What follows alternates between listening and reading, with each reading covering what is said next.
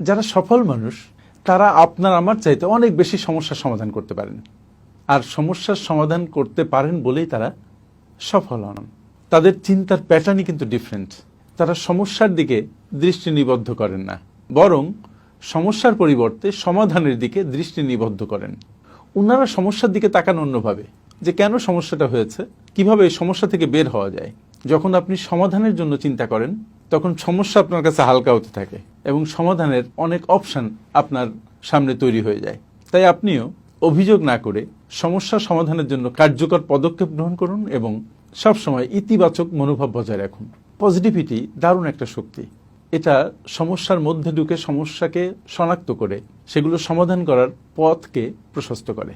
তাই চলুন আমরাও যারা সফল তাদের মতো চিন্তা করি, সমস্যার দিকে কনসেন্ট্রেশন না দিয়ে সমাধানের দিকে কনসেন্ট্রেশন দেই, সমাধানের পথ তৈরি করে ফেলি। তাহলে আমাদের জীবন সহজ হবে, আমরা সফলদের অন্তর্ভুক্ত হব। Thank you.